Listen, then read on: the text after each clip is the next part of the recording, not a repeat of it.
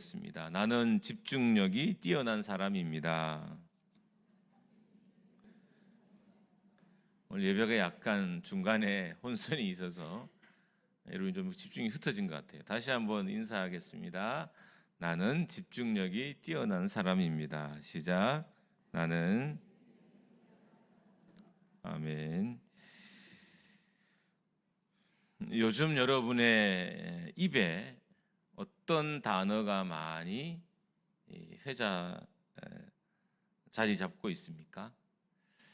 요즘 여러분의 가정에 어떤 문장이 대화가 가장 많이 자리 잡고 있습니까? 이게 왜 중요할까요? 왜 제가 서두에 이런 질문으로 말씀을 시작할까요? 그것은 지금 여러분의 입에서 나오는 그 단어들이 곧 10년 후에 여러분의 모습이기 때문인 거죠. 그러니까 우리는 10년 후에 나를 만나려면 지금 내가 쓰고 있는 단어들을, 문장들을 보면, 대화의 방식을 보면 알 수 있다는 거예요. 여러분이 무심코 내뱉은 어떤 말들, 오랜 습관에 길들여진 말들은 10년 후, 20년 후에 곧 여러분의 모습이라는 것을 우리가 절대로 잊으면 안 됩니다. 그렇게 좋은 말을 하는 것은 배우자를 선택하는 기준도 될 수 있습니다. 이런 거죠. 배우자가 10년 후에 어떤 사람인지를 알고 싶으면 지금 그 사람이 어떤 단어를 쓰는지 보면 되는 거예요. 그러니까 남자친구나 여자친구가 지금 어떤 말을 하고 있는지를 보면 그 사람의 10년 후를 알 수 있습니다. 이렇게 보면 우리가 누구랑 대화해야 하고, 우리가 누구랑 교제해야 하고, 누구랑 결혼해야 되는지에 대해서 금방 결정이 나요. 그러니까 대화 시 사용하는 단어들이나 문장들을 보면 내가 누군가 교제해야 하고, 내가 누구랑 결혼해야 하고, 내가 누구와 함께 해야 되는지 금방 판명이 납니다. 교회도 마찬가지입니다. 좀 씁쓸한 이야기이긴 하지만 지금 성도들의 입에서 나오는 말이 10년 후에 우리 교회의 모습이 되는 거예요.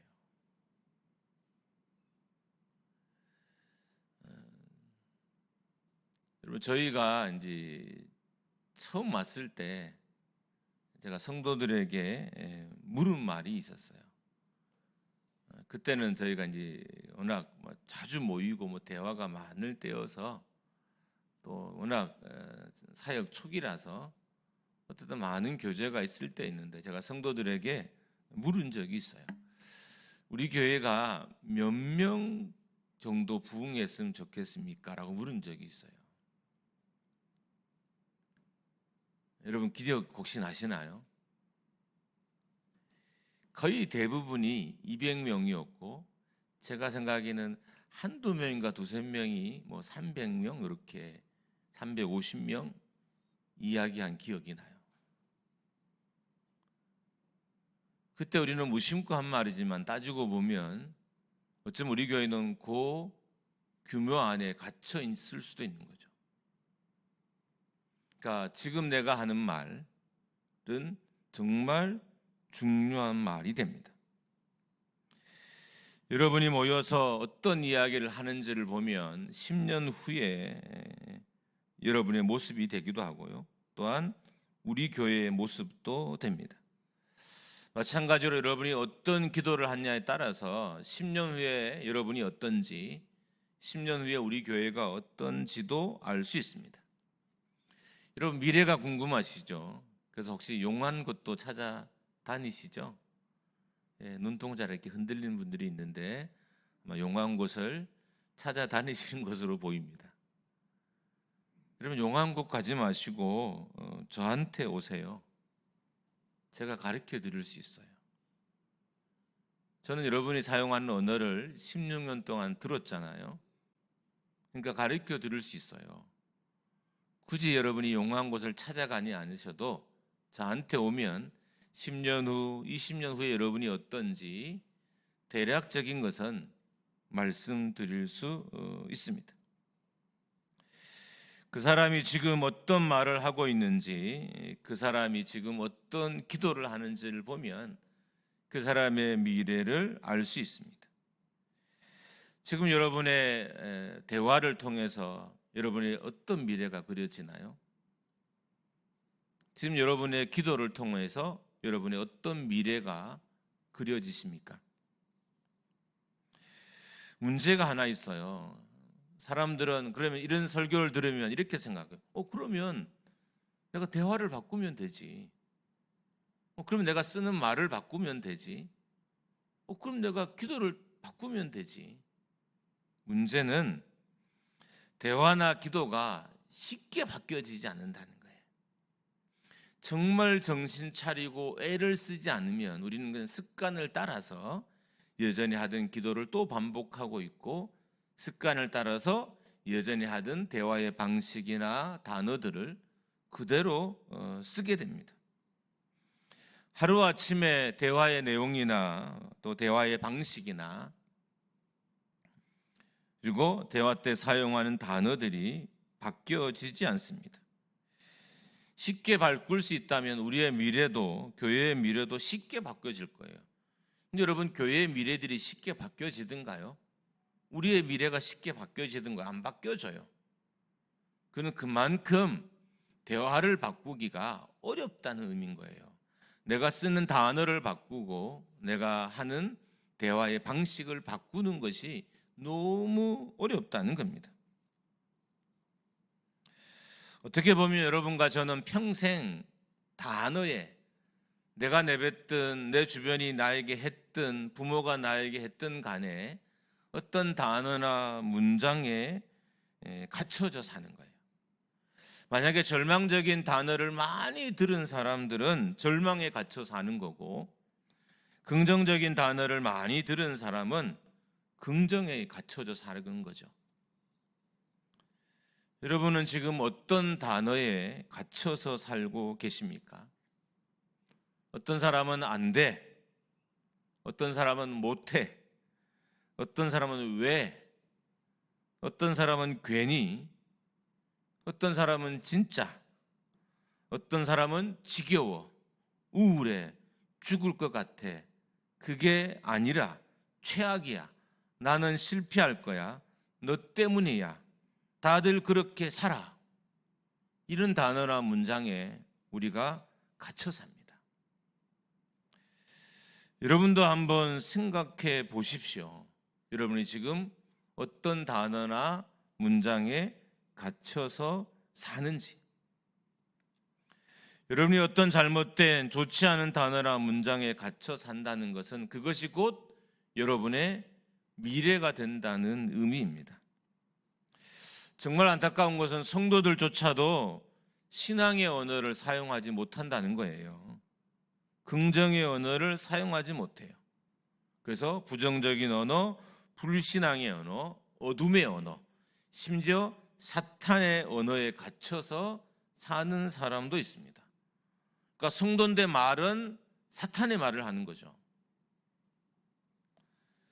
목회자도 마찬가지입니다. 정말 정밀하게 목회자의 삶을 들여다보면 환경이 그들을 가둔 것이 아니라 그들의 언어가 그들을 가뒀다는 것을 알 수 있어요. 여러분 궁금하시죠? 저는 어떤 언어에 갇혀서 사는지. 제가 어려서부터 갇혀진 언어는 해도 안 돼요. 하면 안 돼. 그리고 쓸데없는 짓 한다. 저는 제가 어려서부터 이 단어를, 이 문장을 너무 많이 듣고 자랐어요. 그래서 제 주변에서 부정적인 말을 하거나 안 된다는 말을 하거나 쓸데없는 짓을 한다는 말을 하면 저는 분노가 치밀어 올라요. 평생 듣던 말인데 그 단어에 내가 갇혀서 괴로운데 또 그 단어를 나한테 쓰면 저는 화가 나요. 뭐 사람들이 다 분노가 있잖아요. 근데 그 분노를 자극하는 코드가 있어요. 저의 분노를 자극하는 것은 이 말이에요. 해도 안 돼, 하면 안 돼, 쓸데없는 짓 한다. 저는 제가 하는 많은 일들이 늘 쓸데없는 짓이었어요. 정말 열심히 노력도 하고 수고했는데 그냥 쓸데없다는 이 문장 하나로 늘 평가를 받았기 때문에 이게 저를 가두는 문장이 된 겁니다. 그래서 정말 좋은 이야기를 하고 살려고 노력하거든요. 그래서 목회자들끼리 만나도 긍정적인 일을 하고, 물론 좀 뭐 전반에 부정적인 이야기지만 결말은 잘 내려고 노력하고 어떤 엄청 노력을 해요. 그리고 저는 저희 아이들이 어떤 결정을 해도 불신앙적인 결정만 아니라면 저는 반대해 본 적이 거의 없어요. 왠지 아십니까? 혹 아이들도 내가 갇힌 문장에 갇혀서 살까봐 최대한 해봐라. 그래, 그런 기회를 갖는 것도 좋지. 그렇게 시간을 쓰는 것도 좋은 것 같아. 라고 말을 해주고, 물론 부모니까 걱정되는 말을 추가해서 하긴 하죠. 저는 제가 갇힌 이 단어나 문장에 우리 아이들이 갇히지 않기를 바라서 정말 안 쓰려고 노력하지만 어느 순간 제 입에서, 제 표정에서 동일한 단어나 문장이 또 나오는 것을 경험하게 됩니다. 여러분, 어떤 사람이 어른일까요? 가정에서 어른은 어떤 사람이고 교회에서 어른은 어떤 사람일까요? 그것은 좋은 말을 하는 사람들입니다. 자녀들에게, 다음 세대들에게 좋은 말을 하는 사람이 어른인 거예요. 그럼 나쁜 사람은 어떤 사람일까요? 등치만 크지 아직은 어른이 되지 못한 사람인 거죠. 만약에 여러분과 제가 여전히 내가 갇힌 그 언어의 굴레를 이겨내지 못하고 그 굴레 속에서 그 말을 내뱉고 산다면 나는 겉은 어른이지만 아직 내면과 성숙에 있어서는 어린아이와 같은 삶을 사는 것입니다. 좋은 믿음의 어른들은 좋은 말을 하는 사람들이에요. 후배들에게 믿음의 언어를 사용하는 사람들. 여러분, 청년들과 또 우리의 좀 더 젊은 세대들과 대화할 때 어른들은 믿음의 언어를 사용해야 돼요. 막 입이 근질근질해도 믿음의 언어를 사용해야 돼요. 해봐. 내가 기도해 줄게. 좋은 것 같아. 우리 한번 해볼까? 방법이 좀 그렇지만 우리가 다른 방법을 찾아서 이거 해보는 건 어떻겠니? 여러분, 이렇게 말하는 사람들이 어른이에요. 등치가 커서 고함을 치고 소리를 지르는 게 어른이 아니라 좋은 말을 하는 사람이 어른인 것입니다. 하나님은 모든 사람들에게 달란트를 주셨습니다. 그럼 달란트가 한 개가 아니라 여러 개를 주셨어요. 여러분, 달란트를 정말 달란트 되게 하는 것이 뭘까요? 자, 제가 어떤 달란트를 받았어요. 이 달란트를 잘 개발해서 이 달란트를 따라 살게 하는 게 뭘까요? 그 집안의 언어이고 그 교회의 언어인 거예요. 그러니까 좋은 말을 하는 어른들이 많은 교회는 달란트를 가진 다음 세대들이 많아지는 거죠. 반대로 우리 자녀들이 달란트가 없어요. 왜 없을까요? 내 말이 하나님 주신 달란트를 절하했기 때문에, 쓸모없는 것으로 만들었기 때문인 거예요. 분명히 내 자녀는 달란트를 3개, 4개, 5개씩 받았는데 나에 의해서 하나도 받지 못한 아이처럼 자란 거죠.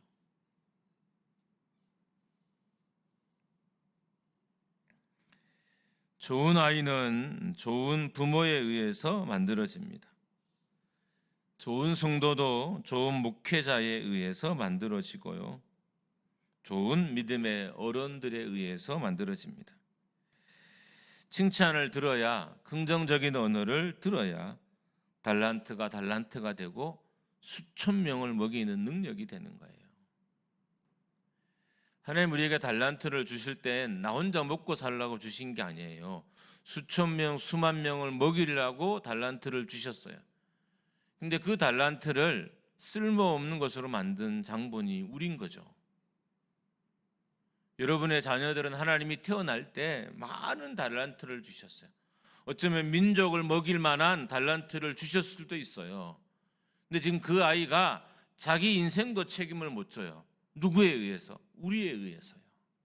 내가 한 말 때문에 아이들의 달란트는 개발되지 못했고 형편없는 것이 되어버린 거죠. 저는 늘 하는 말이지만 군목 출신입니다. 군목 시험에는 면접이 있어요. 면접. 요즘은 좀 바뀌었지만 설교도 이렇게 작성해 가서 해야 하고 면접도 이렇게 좀 긴 시간을 봐요. 근데 저는 지금은 이제 일반 장교들이 면접을 좀 많이 들어오지만 저희 때는 이제 목사님들이나 신부님들, 법사님들이 좀 많이 들어와요. 군종 장교니까 이분들이 이제 면접을 봐요. 저는 제 면접을 본 거에 목사님인지 그때는 제가 이렇게 계급 병과 이런 걸 잘 못 볼 때니까 잘 몰라요. 대학교 1학년 때 시험을 본 거라서. 근데 잘 기억이 안 나는데 꼭 기억나는 게 하나가 있어요. 그분이 저한테 목소리가 너무 좋다는 거예요. 수험생은 목소리가 너무 좋다는 거예요. 저는 그 말이 제 귀에 평생 새겨졌어요. 이렇게 되는 거죠. 나는 목소리가 좀 괜찮은 사람인가 보다. 그래서 저는 성악은 하지 않았지만 학창 전도사 할 때도 교회에서 남성 중창단을 모아서 사역을 했어요. 여러분 제가 소리가 굵어서 이렇게 베이스 같지만 원래 제 성량은 테너예요, 테너. 어쩌면 그때 그들은 그 칭찬 한마디는 누군지도 모르지만 사라지잖아요. 그러니까 제 인생에서 그분은 어른인 거예요. 이분이 목사님인지 법사님인지 신부님인지 모르지만 제 인생에서는 어른인 거죠. 왜? 저에 대해서 좋은 말을 해주셨으니까. 그래서 저는 평생 목소리 좋은 사람으로 살아요. 만약에 제가 이 평가를 중학교 때 들었으면 저는 성악가가 됐을 겁니다. 왜냐하면 계속적인 노력도 있고 시도가 있었는데 워낙 깡촌에 살다 보니까 접촉점이 하나도 없는 거예요. 정말 시골이라서. 그래서 결국 목회자가 됐지만 만약에 좀 더 일찍 들었으면 방향이 바뀌어질 수도 있습니다. 자, 그렇다면 어떻게 해야 할까요? 여러분 이 앞에 말씀들은 참 우리가 도전적이잖아요. 그럼 내가 언어를 바꿔야지. 다 이렇게 생각하시는 거죠 지금. 그죠? 한 분도 그렇지 않게 생각하는 분은 없을 것 같아요. 그러면 어떻게 해야 잘못된 말이나 언어를 멈추고 10년 후의 나를 멋있게 할 수 있을까요? 이게 심각하게 고민되는 것은 이제 언어가 잘 바뀌지 않기 때문인 거죠. 여러분도 아시잖아요. 내가 하는 말투가 안 바뀌어요. 내가 쓰는 단어가 안 바뀌어요. 내가 쓰는 문장이 안 바뀌어요. 지금 우리가 사용하는 언어들은 이미 오래전부터 내 입에 찰떡같이 붙어 있던 것들입니다. 이 언어는 어디 가든 따라다녔어요. 결혼 생활도 따라다니고 교회를 와도 따라다니고 직장을 가도 따라다녔습니다. 이 말은 쉽게 떨쳐버릴 수 없다는 거예요. 그러니까 좀 더 혁명적인 시간이 필요해요. 언어가 바뀌기 위해서는 좀 더 지금보다는 좀 더 충격 요법이 필요해요. 그 방법을 오늘 말씀에서 잠깐 찾고 기도하려고 합니다. 오늘 본문은 스바냐서의 마지막 부분인데요. 구원의 날, 회복의 날에 대한 말씀이에요. 하나님께서 유다 백성들에게 구원의 날을, 회복의 날을 예비하실 것이다 라고 말씀합니다. 9절에서는 구원의 날, 회복의 날에 이스라엘 백성들의 언어를 깨끗하게 하셔서 예배하게 하실 것이라고 하시고요. 10절에는 흩어진 곳에서 돌아오게 하셔서 하나님을 예배하게 할 것이라고 합니다. 어떤 의미일까요? 이게 무슨 의미일까요? 하나님께서 성령으로 그 백성들의 언어를 정결케 하셔서 다시 예루살렘으로 돌아와 하나님을 예배하게 하실 것이란 의미입니다. 그러니까 성령을 받아야, 성령과 동행해야, 성령의 역사 아래 있어야 언어가 바뀐다는 거예요. 성령이 내 안에 강력하게 역사할수록 어른의 언어를 쓰고요. 성령에 사로잡히지 않으면 않을수록 나는 불신앙의 언어를 쓰게 되는 거죠. 그러니까 언어가 바뀌려면 성령의 역사 아래 우리가 붙잡혀 있어야 되는 거예요. 그래야 바뀐 언어를 내가 사용하며 살 수 있는 것입니다. 강력한 성령의 역사가 내 삶에 붙어 있는 쓸모없는 언어들을 떨쳐버리게 한다는 거죠. 앞에서 말씀드렸던 것처럼 내 입에 쓸모없는 언어들이 다닥다닥 붙어 있어요. 이거는 직장에 가서도 나타나고 집에서도 똑같이 나타나고 교회에 와서도 내 입에 붙은 이 언어가 그대로 나와요. 어떻게 하면 이 언어를 떨쳐버릴 수 있을까요? 내가 성령의 역사 아래 강력하게 사로잡히는 거예요. 그래야만 우리가 잘못된 언어들을 내 입에서 떼어낼 수 있습니다. 성령의 통제 아래 온전하게 놓이게 되면 잘못된 언어들이 떨어져 나가고 잘못된 기억도 아픔도 떨어져 나가요. 왜냐하면 성령은 새롭게 하시는 분, 새 일을 행하시는 분이기 때문인 거죠. 성령이 새 일을 행하시기 때문에 성령의 강력한 역사에 붙잡힌 사람은 새 언어를 쓰는 거예요. 하나님 이스라엘 백성들을 새롭게 하셔서 새 언어로 하나님을 예배케 하시겠다 그랬어요. 지금도 마찬가지죠. 하나님은 새 언어를 쓰는 하나님의 사람들의 찬양과 예배를 받고 싶어 하시는 거예요. 옛 언어가 아니라 새 언어. 내 입에 다닥다닥 붙어 있는 거짓되고 부정적인 언어가 아니라 성령으로 새롭게 되어서 내 입에 거하고 있는 이 언어들로 하나님은 우리의 경배를 받고 싶어 하시는 거예요. 우리가 좀 더 봐야 되는 사건이 있는데 마가다락방의 오순절 사건입니다. 왜냐하면 오순절 사건을 통해서 하나님께서 언어를 새롭게 하셨기 때문이에요. 하나님은 성령으로 정결해진 언어와 입술로 하나님을 예배케 하시기 위해서 특별히 오순절 사건을 우리에게 허락해 주셨어요. 그러니까 오순절 사건을 통해서 이 오순절 사건들이 개인의 삶에서 다시 새롭게 반복적으로 일어나면서 오순절 사건은 단회적이지만 성령의 역사는 수없이 반복적으로 우리 안에 일어나야 되는 역사잖아요. 그래야 우리가 끊임없이 하나님 앞에 붙잡혀 살아갈 수 있어요.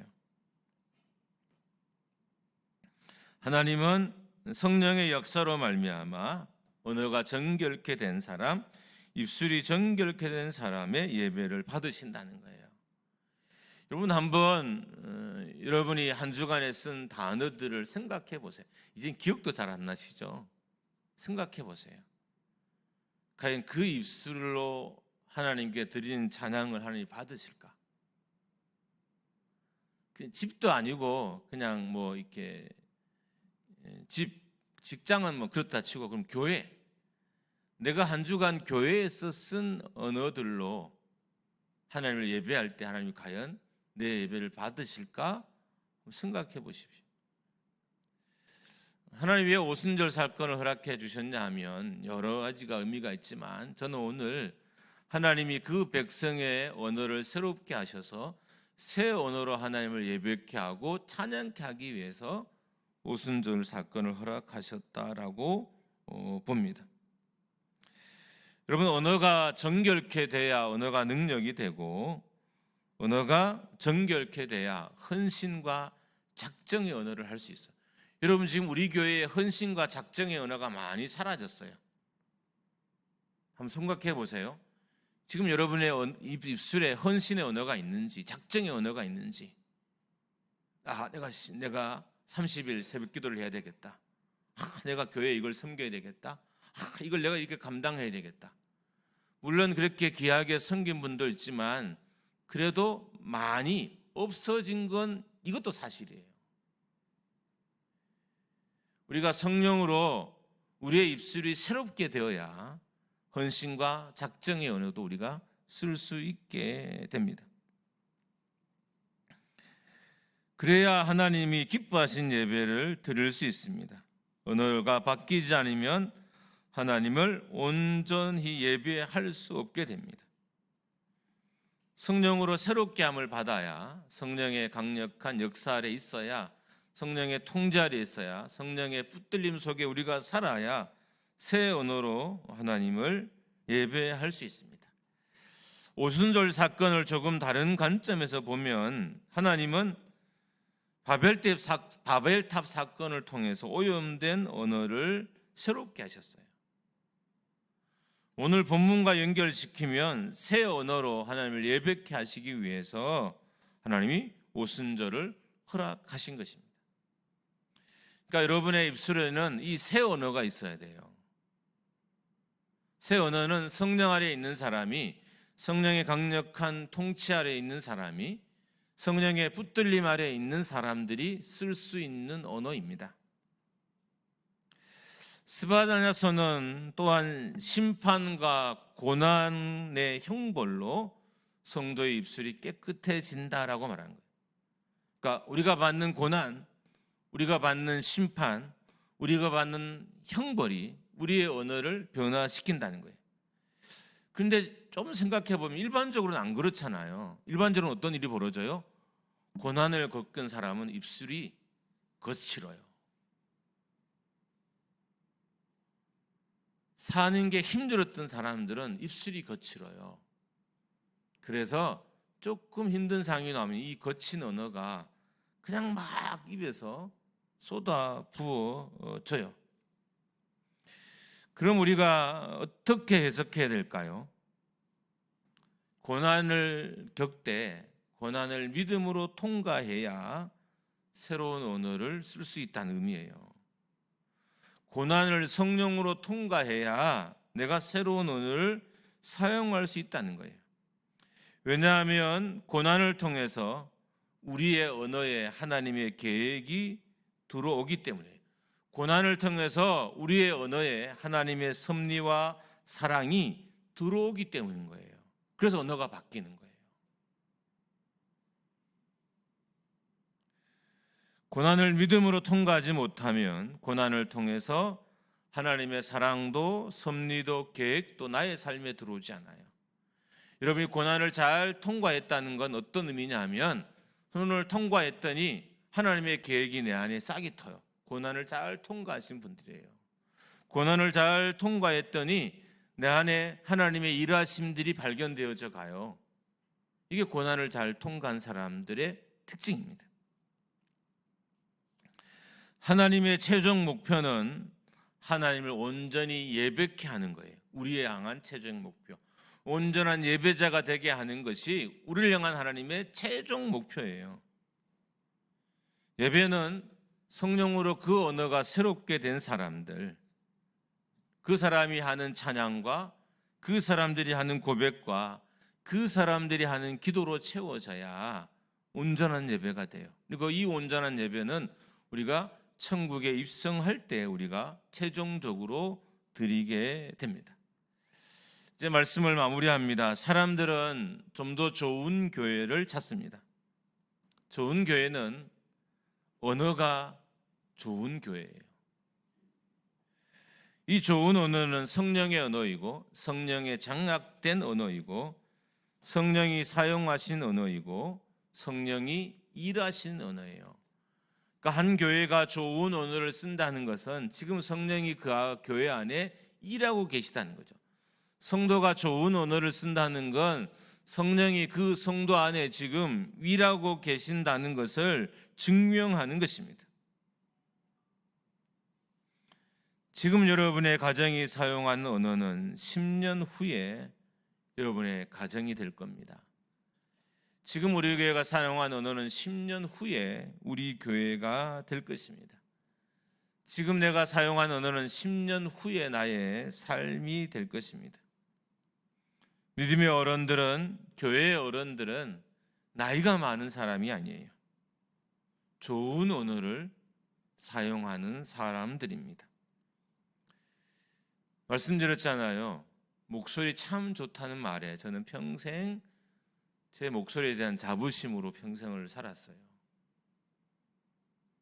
실제로 좋기도 하더라고요. 비웃지는 마시고. 예. 여러분이 해주는 칭찬 한마디에 우리의 다음 세대들이 날개를 달 수 있습니다. 제가 김미경이라는 강사를 되게 좋아하고 최근에 좀 이 사람이 완전히 기독교인으로 진짜 이제 성령의 사람으로 돌아왔어요. 예전에는 너무 그 사람이 이렇게 자기 개발서를 인본주의적으로 써서 되게 불편해서 책을 아예 안 읽다가 최근에 제가 이제 막 몰아서 읽어요. 제가 이게 제 독서의 습관인데 막 몰아서 읽어요. 거기에서 이런 비슷한 내용이 나와요. 자기 어머니가 자기에게 한 말이 평생 자기의 기억에 남아서 자기를 살게 한다는 거예요. 아, 나는 말을 잘하는 사람이구나. 이렇게 여기면 평생을 살게 한다는 거예요. 여러분 마찬가지입니다. 우리 안에, 우리 교회 안에 마음을 위로하는 언어가 있기를 주님의 이름으로 축원합니다. 우리 교회 안에 상처를 싸매는 언어가 있기를 주님의 이름으로 축복합니다.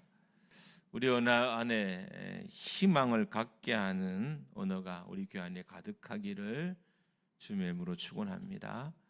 우리의 말에 의해서 우리 자녀들의 탤런트가 극대화되기를 주님의 이름으로 축복합니다. 우리의 말에 의해서 우리 교회 다음 세대들이 자기의 비전과 방향을 찾고 온 생애를 다하는 이 멋진 역사가 이 재단에서 만들어지기를 주님의 이름으로 축복합니다.